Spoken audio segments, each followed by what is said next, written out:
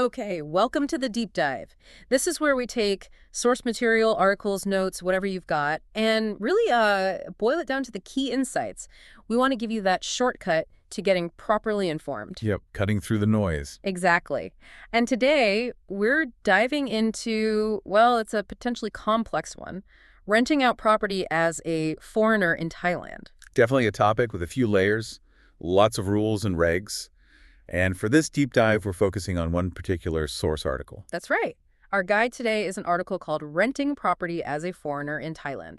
It's from Ocean Worldwide. Now, the context here is really important, I think. It is. Ocean Worldwide is a luxury real estate agency, and they're based in Phuket. That's P-O-O, folks. Got to get that right. Not Phuket. They've been there since 2004. So quite a long time on the ground. Yeah. And they specialize in luxury residential places, mainly in Phuket, but also Koh Samui. Right. And the article itself is by Gail Ovid Etienne.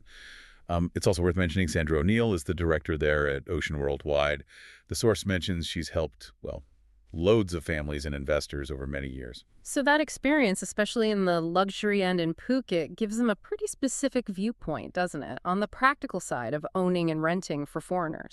Absolutely. It's grounded in real-world dealings. Okay. So with those insights from Ocean Worldwide, our mission is to unpack the rules, the regulations, maybe some of the pitfalls you need to be aware of if you're thinking about being a foreign landlord over there. I'm ready to get into it. Me too. Let's break down what the article tells us. All right. Let's kick off where the article seems to start this basic challenge for foreigners, the ownership puzzle, you might call it. Yeah, the absolute core issue it flags immediately is that foreigners face restrictions on owning land directly. Okay, so you can't just buy a plot of land in your own name, generally speaking. That's the baseline, yes.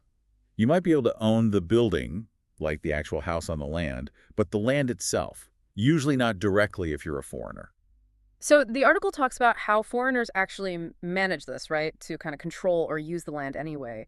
What are the main ways it mentions? Well, it lays out a few common approaches. One is just buying the building outright, separate from the land. Another, which is very common, is using long-term leases. Usually these are capped at 30 years. 30 years, okay. And then there's a more involved option, setting up a Thai company, and that company owns the land. Right, the company's structure. Now, the article also brings up condos, condominium ownership. That's sometimes simpler. Yes, Yeah. It often presents condos as a more straightforward route, but, and this is but the article is very clear on, there's that crucial limit, the 49% foreign ownership rule. Yes, 49%. So basically, foreigners can only own up to 49% of the total usable area in any single condo building. Is that right? That's generally it. The majority, 51%, must be Thai-owned. Okay. And if you are buying one of those foreign quota units, the article mentions something specific about the money. Yes, this is key. It stresses you have to prove the money used for the purchase came from outside Thailand. It needs to be foreign currency brought in and then exchanged into Thai baht. So it's not just about having the cash, it's proving its origin. Precisely. The article points out you'll need the proper bank documents like a foreign exchange transaction form, or FET. They sometimes call it the EFET now for the land department. That's the government body handling the transfer. And without that proof? No transfer. The article makes it clear they won't register the ownership without it. Okay. So takeaway number one from this source. Figuring out the legal ownership path is absolutely step one. And it's definitely not as simple as buying property in many other countries. Needs careful attention to these Thai specifics. Definitely requires proper planning and sticking to the rules right from the get-go. Okay, so let's say you've sorted the ownership part. The article then talks about the nitty-gritty documents and compliance. What paperwork does it say is essential for a transaction? Pretty standard stuff, mostly. Your passport, naturally. Your visa, making sure it covers your stay and activities. Proof you have the funds. And, of course, the actual purchase or lease contract. And there's a really critical step with these documents the article highlights, something you just can't skip. Yes, absolutely non-negotiable according to the source. You must get all the important documents translated into Thai. And not just translated, but certified as accurate translations. Translation and certification. Got it. That's crucial for legal standing. Absolutely. And beyond just the deal documents, the article talks more broadly about complying with all the local laws. Right. It's not just about the property deal itself. Exactly. Owning property means you're under Thai law for taxes, building codes, And this is a big one. The article mentions laws like the Hotel Act. That one really matters if you're thinking about, say, Airbnb-style short-term rentals. And the article's quite blunt about not knowing the rules, isn't it? Very blunt. It essentially says ignorance is no defense. Not knowing isn't an excuse under Thai law. So you really have to understand and follow the rules to avoid trouble. Okay, ownership structures, nailed down, documents, translated and certified, compliance, understood. Now let's talk about actually renting the place out. The article says the rental laws for foreigners aren't a totally separate beast. That's right. It clarifies that renting property out, even if you're foreign, mainly falls under the same general laws that cover contracts and property for everyone in Thailand, the Civil and Commercial Code. And it mentions that 30-year lease limit again. Yes, that 30-year maximum term for an initial lease is a key point it reiterates. You can have renewals written in, but each renewal period is also capped at 30 years from the date it starts. Something to really bear in mind for very long-term arrangements. Okay. And what about the landlord's basic rights and responsibilities? What does the article highlight there? Well, it's pretty standard landlord-tenant stuff. You have the right to set the rules for how the property is used, agree on the rent, but then you have responsibilities too. Keeping the place safe and habitable, giving proper notice if you need to change lease terms, that sort of thing. Now, the article really seems to zero in on the rental agreement, the contract document, calls it crucial. It frames it as your main protection, really, your shield against future problems. The article lists the absolute must-haves in that contract. Full names and addresses of both landlord and tenant. A really detailed description of the property, address, type, is it furnished, what's included. And the money side too, presumably. Oh, definitely. Clear details on the rent, how much, when it's due, what happens if it's late, and the security deposit, how much it is, typically 1 or 2 months rent, the article suggests, and exactly what conditions apply for getting it back. Plus, obviously, the lease dates start and end. Clear terms are key. And did the source say something about longer leases needing registration? Yes, that's an important procedural step it mentions. If your lease agreement is for more than 3 years, the article states it must be registered with the local land department office. Why is that? Well, that registration makes the lease legally binding for the full term against third parties and gives the tenant stronger legal protection. It formalizes it properly. Okay, register leases over 3 years. Got it. And termination clauses. The article mentioned those too. Vital, according to the source. Because, well, sometimes things don't work out. A good contract needs to spell out exactly how the lease can be ended early. What's the notice period required? Often 30 days is common. Are there penalties, like losing the deposit? And crucially, what are the specific reasons you as the landlord can terminate, like if they don't pay rent or trash the place? So getting that clause right saves headaches later. That's exactly how the source frames it. A well-drafted clause prevents a lot of potential pain. Makes sense. Getting the contract right seems absolutely vital, which naturally leads us to everyone's favorite subject, taxes. Yes. Can't avoid those. The article does a good job breaking down the main tax obligations for foreign landlords in Thailand. First up, the rent you actually receive, that's income, so income tax. Correct. That rental income is considered taxable income in Thailand. The article notes the rates are progressive, meaning they go up with income, ranging from 5% to 35%, depending on your total earnings. This is under the Income Tax Act. You have to declare it. Okay. Then there's a separate property tax. Yes, there's a tax specifically on properties used for commercial purposes, and renting out definitely counts. The article suggests this is typically calculated at around 12.5% of the property's annual rental value. 12.5% of the annual rent value. Okay. Yeah. And the article mentioned withholding tax as well. Sounds a bit more complicated. It can be, yeah. The source explains that sometimes, especially if your tenant is renting from a company, a 5% withholding tax might need to be deducted from the rent payments. And it says it's often the landlord's job to make sure this gets paid to the tax office. So the landlord handles that deduction. Often, yes. And it adds another wrinkle. If your foreign tenant then sublets the property to someone else, the income they make from that subletting could be subject to their own personal income tax. Wow. Okay. So income tax on rent, property tax based on rental value, and maybe this 5% withholding tax. That's quite a bit to juggle. It is. And this is where the article issues a really strong piece of advice, almost a warning, because Thai tax laws are complex and they can change. Let me guess. Get professional help. Exactly. It strongly emphasizes you absolutely must consult a qualified tax advisor or a lawyer who specializes in this stuff. They say it's crucial to ensure you're paying correctly and avoid potentially hefty fines or legal problems. Don't try to wing it, basically. Right. Professional tax advice is non-negotiable, according to this source. Okay. Okay.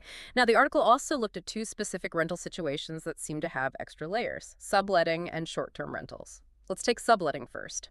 Key points. Okay, for subletting, the article stresses caution. Step one, it says, is always check your own lease agreement with the actual property owner. Does it even allow subletting? If it forbids it, then that's that. And if it doesn't forbid it, Then the article recommends getting explicit written permission from the owner anyway, just to be safe and clear. That's best practice. okay. And do you need to tell your main tenant if you plan to allow them to sublet? Yes. The article highlights notifying your tenant about subletting rules is often a legal requirement anyway, and it's just good transparency. It also advises putting a clause in the sublease, making sure the subtenant agrees to follow all the terms of the original lease. Right, so the subtenant is bound by the main rules, but what about the risk for you, the person in the middle, the original tenant, or the landlord allowing the sublet? This is a really critical point the article makes.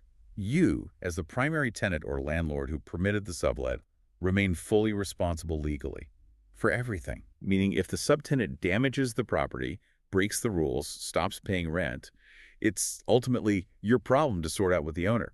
The buck stops with you. The article also reminds you that any profit you make from subletting is taxable income, and it strongly advises thoroughly vetting any potential subtenant check references, proof of income, etc. Okay, so subletting is possible, but carries significant ongoing responsibility and risk. Now, short-term rentals, like daily or weekly lets. The article called this a minefield.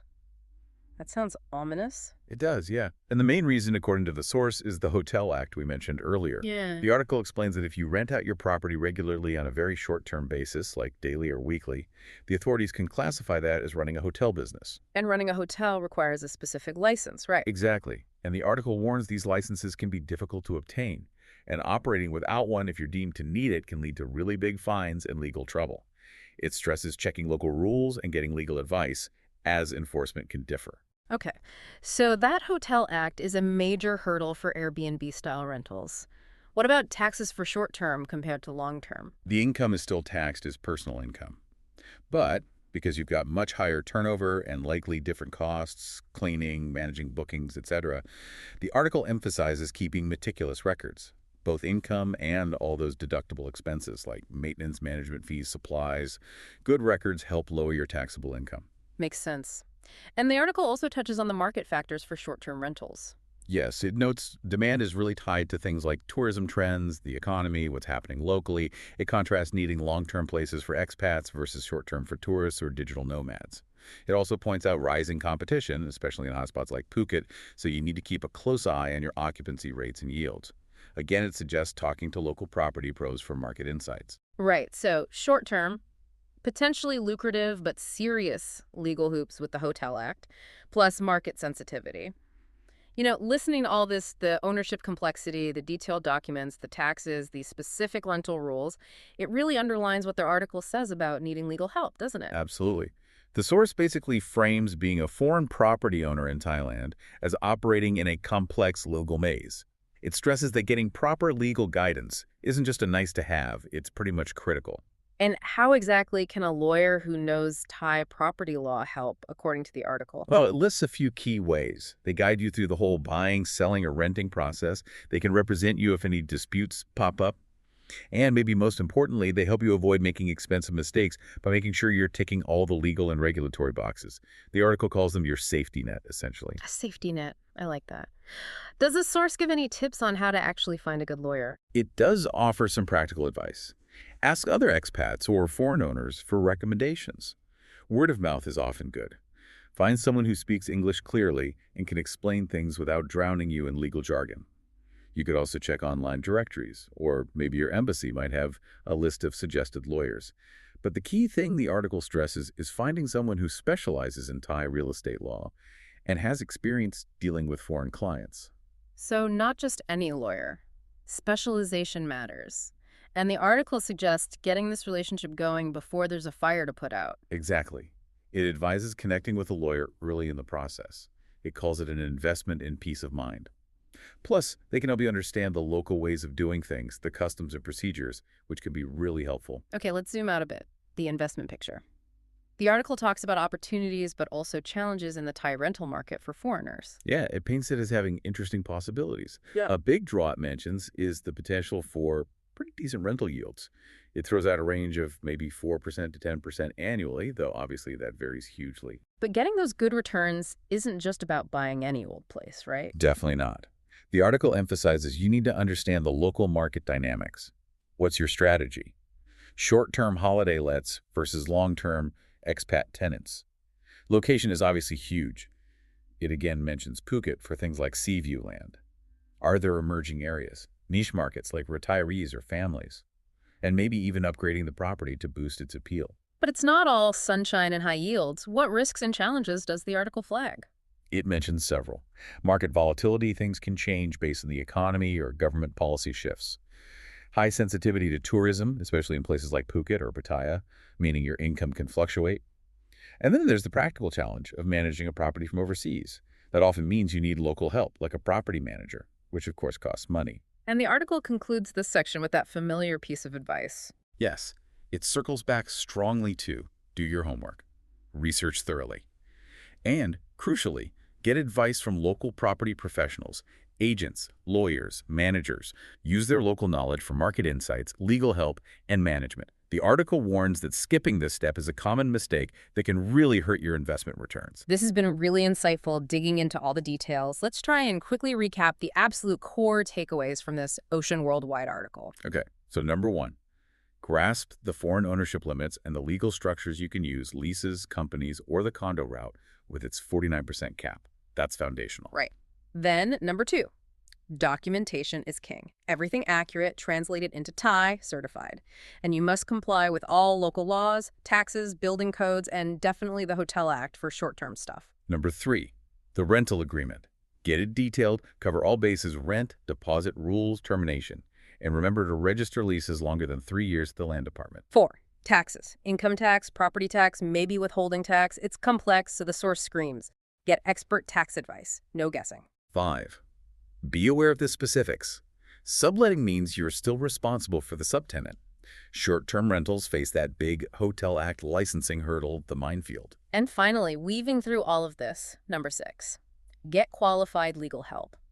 A lawyer specializing in Thai property law, used to working with foreigners, is presented as absolutely essential, not just optional. Yeah, the overall message from the source seems to be preparation, diligence, and leveraging local professional expertise are really the keys to making it work. A really useful deep dive, pulling out those key points. And remember, these insights came from the article Renting Property as a Foreigner in Thailand, published by Ocean Worldwide. That's Ocean Worldwide, the luxury real estate agency, remember, based right there in Phuket since 2004, focused on high-end residential property in Phuket and Koh Samui.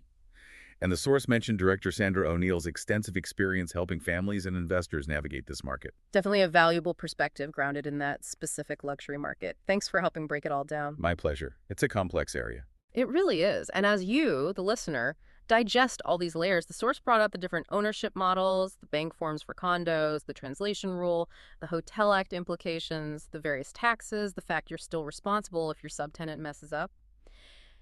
Thinking about all those steps and potential costs, here's a final thought from us, something to chew on. Considering all those different layers of taxes and legal requirements the article mentioned, what's one unexpected cost or administrative step you might realistically encounter when trying to calculate the true bottom line profitability of a rental property investment in Thailand? Something that might not jump out immediately. Good question. Definitely more to it than just the purchase price and the advertised rent. Something to factor in. Indeed. Until next time, keep diving deep.